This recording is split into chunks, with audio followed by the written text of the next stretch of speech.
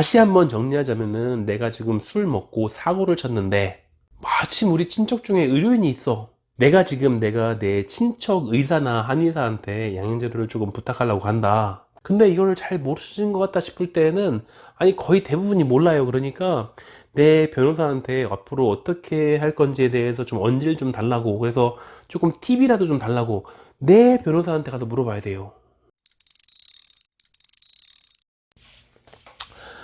안녕하세요. 천안 알콜 아저씨예요. 지금이 이제 10시가 막 넘어가네요. 저녁 10시가 넘어갔는데도 퇴근을 못 하고 있어요. 한의사가 별로 그렇게 좋은 직업이 아니요. 마침 또 금주 상담을 좀 늦게 했는데, 야간 진료 때 금주 상담은 저녁 8시 반부터 시작하면 한 9시 겨우 돼서 끝나고 그러거든요. 근데 금주 상담을 하면은 특히 이제 양형제료랑 관련돼 있을 때는 상담한 걸로 끝나고 그냥 가시면은 전 따라갈 수 있는 게 아니에요. 서류를 오늘 다 써 놓고서 가야 돼요. 서류는 그 작성한 치료의 시간을 분초 단위까지 적어 놓거든요. 아니, 자동으로 컴퓨터가 적어요. 그래서 이렇게 다 해결을 해 놓고서 퇴근해야 되는 거죠. 그래서 이걸 막 하고 있는데 그때 마침 또 이제 뭐 네이버에서 뭐 깜박깜박 그래요. 그래서 뭐 열어보니까 이런 문의가 왔어요. 이게 생각보다 자주 있는 일인데, 내가 술 먹고 뭔가를 사고를 쳤는데 여기에 대해서 금주 치료를 한 것들에 대한 기록을 남기는 게 양형제료로 쓸만하다는 얘기를 들어가지고서 뭐 내 지인 중에도 의료인이 있으니까 그래서 양형제료 좀 할 겸 해가지고서 부탁을 드렸는데, 문제가 양방이건 한방이건 이것들은 배우지를 않아요. 의대, 한의대에서도 안 배우는 거고 전공의 때도 안 배워요. 그렇기 때문에 몰라. 그래서 이런 식으로 글로 질문을 주시는 분들은 다행인데, 저도 낮 시간에 진료를 보고 있는데 갑자기 생판 처음 보는 분이 연락을 해가지고서 나 어디 한의원에 누구인데, 사실은 잘 모르는 관계지만 좀 급해가지고서 그래서 질문할 게 있다고, 지금 당장에 지금 양형제료를 써줘야 되는 건데 어떻게 하는지 하나도 모른다. 그러니까 이거 좀 하는 방법 좀 급하게 알려달라고. 근데 급하니까 한 줄로 빨리 정리해달라는 얘기죠. 근데 그게 잘 안 돼요.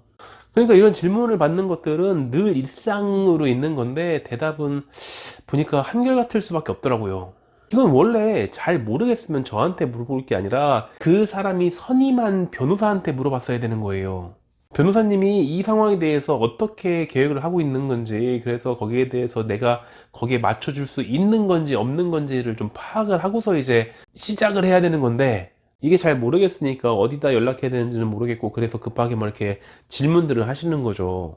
적어도 내 조카가 술 먹고 사고를 쳤다는데 내가 어떻게라도 좀 도움을 줬으면 좋겠는데, 내가 하는 법을 모르겠으니까 좀 알아봐가지고서 뭐 할 수 있겠지 뭐 이렇게 되는 거죠. 만약에 변호사님이 아무런 얘기가 없이 보냈다면은, 혹은 변호사님이 없다면은, 그럼 이게 어떤 종류의 형사재판인지, 이 사람이 앞으로 어떻게 될 건지 대충 예상되는 폭이 있을 테니까, 이게 집행유예가 될 수 있을 건지 아니면은 실형의 가능성이 있는 건지, 저는 정확히는 알 수 없지만 가능성 정도는 예측할 수 있으니까 그런 것들을 좀 감안해 가지고서 앞으로 어떻게 될지를 예상해 가지고서 준비를 해야 될 거 아니에요. 재판이 중요한 사람도 있고, 행정심판이 중요한 사람도 있고, 소청이가 중요한 사람도 있고, 지금 군사재판을 준비하는 사람들도 있을 수 있고, 실형이 나온다면 구치소에서 항소를 할 건지 어떻게 할 건지 이런 것들을 대충 가늠을 하고서 그냥 가능성을 다 열어놓고서 이제 준비를 해야 되는 거죠. 근데 이거를 전화통화 같은 걸로 간단하게 얘기하기가 너무 힘들어가지고, 그래서 이런 질문들을 항상 받을 때마다 하는 말이 있어요. 꼭 하는 말이, 다른 건 몰라도 검사한테 책 잡힐 짓은 하지 말아라. 적어도 잘 몰라도 성실하게만 치료했다면은 괜히 장난쳐가지고서 뭐 무슨 타항이니 무슨 환이니 이런 말도 안 되는 거 썼다가 망하게 하지 말고, 최대한 성실하게 진료를 하고 납득할 수 있는 그 근거가 있는 치료를 좀 하고, 교과서적으로, 그리고 서류에다가 괜히 뭐 이상한 장난치지 않고 이러면은 적어도 그 피고인도 이 금주 클리닉 치료한 것 전체가 다 통째로 날아가 버릴 일도 없고 내 면허증도 안전하고 이런 거니까, 적어도 최대한 성실하게 하고 이상하게만 하지 말고 검사가 볼 수도 있다는 전제로 써드리라고.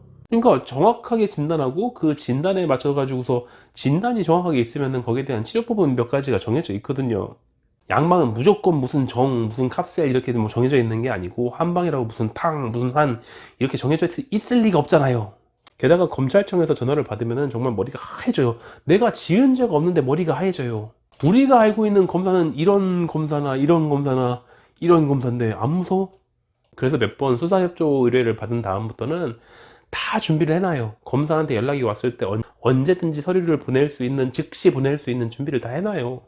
그러니까 그렇게만 하시라고. 그렇게 얘기할 수밖에 없어요. 적어도 내 면허증은 살려야 되니까. 그리고 내가 내 면허증 날릴 정도로 이상하게 써줬으면은 그 사람 그 재판도 망해요. 그러니까 내가 내 친척 의사나 한의사한테 양형자료를 조금 부탁하려고 한다. 근데 이거를 잘 모르시는 것 같다 싶을 때는, 아니 거의 대부분이 몰라요. 그러니까 내 변호사한테 앞으로 어떻게 할 건지에 대해서 좀 언질 좀 달라고, 그래서 조금 팁이라도 좀 달라고 내 변호사한테 가서 물어봐야 돼요. 그래서 거기에서 가이드를 받아가지고 가가지고서 거기 원장님하고 얘기를 해야 되는데, 일반적으로 변호사님들은 의사 한의사하고 통화하는 것들을 별로 좋아하지 않아요. 그렇기 때문에 여러분이 그 중간에 껴가지고서 말을 전해야 된다고. 근데 또 변호사님들 중에서도 이런 경험이 많은 분들은 자꾸 이상한 거 써오고 하는 경우가 많아가지고, 차라리 그럴 것 같으면은 진료 확인서라는 서류가 있거든요. 그 서류에다가 다른 거 다 쓰지 말고 그냥 잘 모르겠다 싶으면은 오늘 와서 금주치료 받았으면 끝! 이것만 쓰라고. 아무것도 쓰지 말고, 괜히 이상한 거 써가지고서 재판 이상하게 만들지 말고 그냥 딱 그것만 딱 써오라고. 그렇게 하는 경우도 있어요. 이상하게 쓰면 오히려 없는 일만 못하니까. 다시 한번 정리하자면은, 내가 지금 술 먹고 사고를 쳤는데 마침 우리 친척 중에 의료인이 있어. 그래서 알코올 클리닉 양형 자료를 좀 부탁하려고 한다면, 내 변호사님한테 어떤 방식으로 써야 될지에 대해서 대충 물어는 보고 가세요.